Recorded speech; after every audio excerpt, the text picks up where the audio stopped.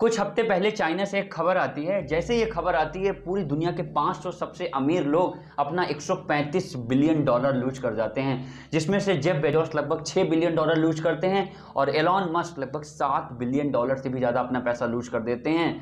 क्या थी ये खबर? ये खबर थी चाइना की एवरग्रांड कंपनी बहुत ज़्यादा क्राइसिस में है, बहुत ज़्यादा डेट के कारण वो कंपनी हो सकता है कोलैप्स कर जाए। तो आज की वीडियो में हम डिस्कस करेंगे एवरग्रांड क्यों फेल हो रही है, इससे भारत पर क्या प्रभाव पड़ने वाला है। वीडियो की शुरुआत करते हैं। चाइना में एक सिस्टम चलता है जहां पर आप जन्म लेते हैं, अगर आप कहीं दूसरी जगह रहने जाते हैं तो आप गवर्नमेंट की सारी सुविधाएं नहीं पा सकते हैं। इसका केवल एक ही उपाय है कि जिस स्थान पर आप रहने जाते हैं वहां पर आप घर खरीद लें। इसलिए आपने देखा होगा पिछले कई सालों में रियल एस्टेट के दाम बहुत तेजी से ऊपर उठे हैं, क्योंकि गवर्नमेंट, आपको पता वहां पर कम्युनिस्ट सरकार चलती है, तो वहां पर हर चीज़ एक लिमिटेड है। आप लिमिटेड घर खरीद सकते हैं। तो कुछ लोगों ने फेक डिवोर्स का कॉन्सेप्ट भी अपनाया था ताकि दोनों लोग अलग हो पाएंगे। फेक डिवोर्स रहेगा ताकि ज़्यादा घर खरीद पाएँ, क्योंकि वहाँ पर लोग इन्वेस्टमेंट के पर्पज से घर खरीद रहे थे। अब चाइना में रियल एस्टेट की डिमांड बहुत तेजी से बढ़ती जा रही, तो बहुत सारी कंपनियां इस फील्ड में एंट्री कर रही थी, जिसमें से सबसे फेमस कंपनी आपको पता है, second largest Chinese real estate company Evergrande. Fortune 500 की लिस्ट में भी इसका नाम है। हुइका यान 1996 में इस कंपनी को फाउंड किया था। शुरुआत में ये स्टील कंपनी में काम करते थे। ये कंपनी हर साल लगभग 1.2 लाख लोगों को डायरेक्ट एम्प्लॉयमेंट देती है और इनडायरेक्ट 3.8 लाख लोगों को एम्प्लॉयमेंट देती है।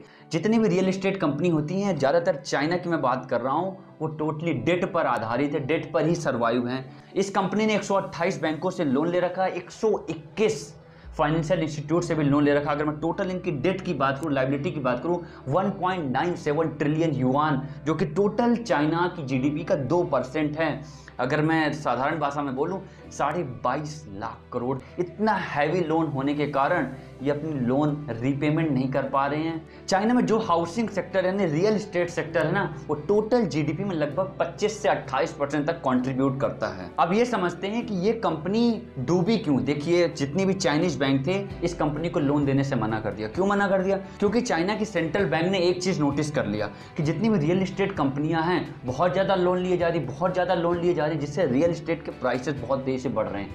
अब चाइनीज की सेंट्रल बैंक ये सोच रही थी कि इसको अफोर्डेबल किया जाए, रियल एस्टेट को अफोर्डेबल करना चाहती थी, इसलिए उन्होंने 3 रेड लाइन रूल पास किया। उन्होंने सिंपल सा बता दिया कि जो कंपनी इस 3 रेड लाइन रूल को पास करेगा वही अब लोन ले सकता है, अदरवाइज कोई लोन नहीं ले सकता है। इसमें जो सबसे इंपॉर्टेंट था वो था डेट एसेट रेशियो, यानी आपका जो डेट लोन है वो आपके एसेट से कम होना चाहिए। चूंकि एवरग्रांड पर आप जानते हैं 22.5 लाख करोड़ का लोन है, बहुत ज़्यादा लाइबिलिटीज पर है, तो कंपनी इस टेस्ट को पास ही नहीं कर पाई, इसलिए इसको लोन मिला ही नहीं। अब एवरग्रांड कंपनी को लोन तो मिला नहीं, तो उन्होंने एक नया प्रोडक्ट लॉन्च किया जिसका नाम उन्होंने रखा एवरग्रांड वेल्थ मैनेजमेंट प्रोडक्ट। इससे उन्होंने जनता से पैसे उठाने शुरू किए। जनता को एक प्रॉमिस किया कि आपको हम कुछ फिक्स्ड रिटर्न देंगे, आप हमें पैसा दीजिए। अभी जनता को भी प्रॉफिट दिख रहा था, वो भी इसमें भर भर के इन्वेस्टमेंट किए।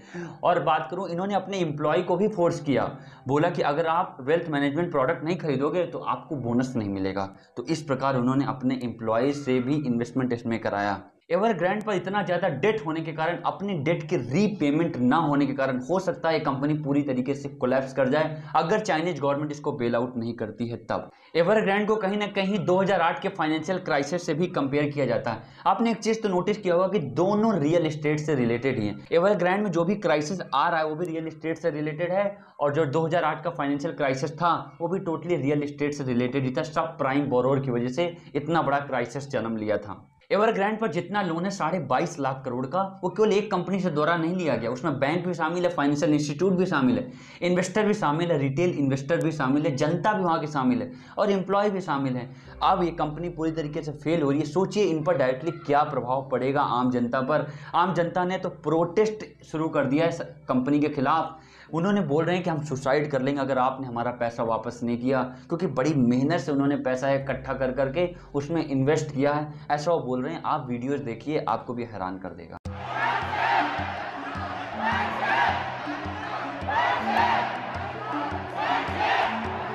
इस कंपनी ने अपने एक शेयर की वैल्यू 80% तक लूज कर चुका है। 2 से 3 हांगकांग डॉलर के बीच में एक शेयर की वैल्यू इसकी केवल बची हुई है। आप खुद देखिए, इन्वेस्टर इस माहौल में पैसा थोड़ी ना डालेगा। रेटिंग एजेंसियों ने भी इसको सी रेटिंग दे दी। पहले तो बी था, अब सी हो गया। सी का मतलब इन्वेस्टमेंट के पर्पज से बिल्कुल सेफ इन्वेस्टमेंट नहीं है।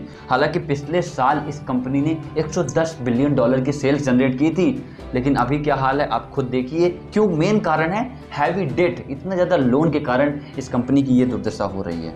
एवरग्रांड के फाउंडर हुइका यांग 2017 में एशिया के सबसे अरबपति आदमी बन गए थे, सबसे अमीर आदमी बन गए थे। 43 बिलियन डॉलर की इनकी टोटल नेटवर्थ थी। सबसे मेन रीजन था इस कंपनी के फेल होने का, इन्होंने अपने बिजनेस को डाइवर्सिफाई किया। डाइवर्सिफाई नहीं कहूँगा, ओवर डाइवर्सिफाई किया। इन्होंने सूसर टीम यानी फुटबॉल टीम को भी खरीद लिया। एक स्टेडियम भी बनाया जिसकी टोटल कैपेसिटी थी 1 लाख लोग वहाँ पर बैठ सकते थे। एक मिनरल वाटर भी इन्होंने लॉन्च किया। इलेक्ट्रिक व्हीकल्स में भी इन्होंने एक कंपनी खोली, उस पर भी इन्होंने काफ़ी पैसा इन्वेस्ट किया। अगर ये पैसा इन्होंने अपने लोन को कम करने में लगाया होता तो हो सकता था आज ये कंपनी बैंकरप्ट ना होती। बैंकरप्ट होने के कगार में खड़ी है।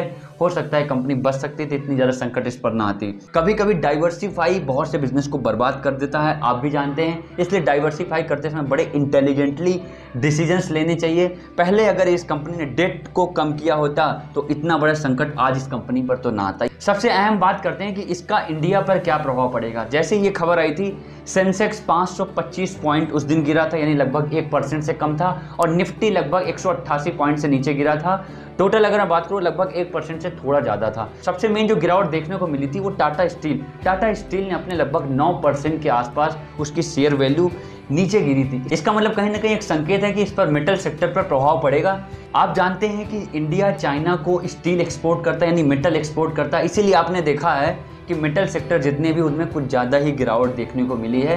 इंडिया में आप सरकार के खिलाफ भी बोल सकते हैं क्योंकि यहाँ डेमोक्रेसी चलती है। कि चाइना में आप सरकार को काउंटर नहीं कर सकते। आप सरकार को काउंटर करने की कोशिश करोगे तो आप कब गायब हो जाओगे आपको पता ही नहीं चलेगा।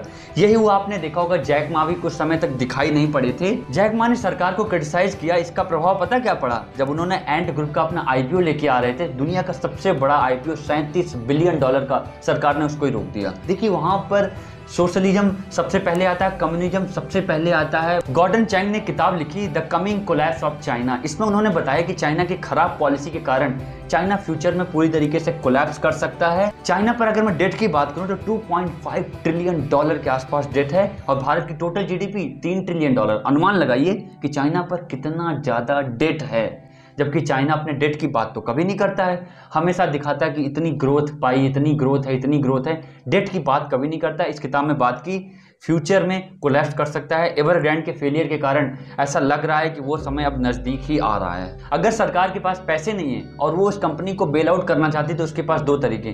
पहला, ये तो सरकार फिर से लोन ले लेगी तो उस पर लोन और ज़्यादा बढ़ जाएगा। दूसरा तरीका भी और होता है कि अपनी करेंसी की वैल्यू को कम करना, इसको हम लोग डीवैल्यूएशन बोलते हैं। इसमें आप ज़्यादा नोट जब छापोगे तो अपनी करेंसी के आपको वैल्यू को कम करना पड़ता है। ये भी एक तरीका होता है, आप ज़्यादा नोट छापकर उस कंपनी को बेल आउट कर सकते हैं। एवरग्रांड के फेलियर से हम 2 बात सीख सकते हैं। पहला, डेट। आप जानते हैं डेट के कारण ये कंपनी बर्बाद हुई। और दूसरा, डाइवर्सिफाई भी कभी कभी आपके बिजनेस को बर्बाद कर देता है। तो डाइवर्सिफाई करें, लेकिन इंटेलिजेंटली डिसीजन लेके डाइवर्सिफाई करना हमेशा फ़ायदेमंद होता है। तो ये था एवरग्रांड का डिटेल एनालिसिस। उम्मीद है आपको वीडियो पसंद आई होगी। अगर वीडियो अच्छी लगी हो तो वीडियो को लाइक कीजिए, चैनल को सब्सक्राइब कीजिए। वीडियो देखने के लिए आपका बहुत बहुत धन्यवाद।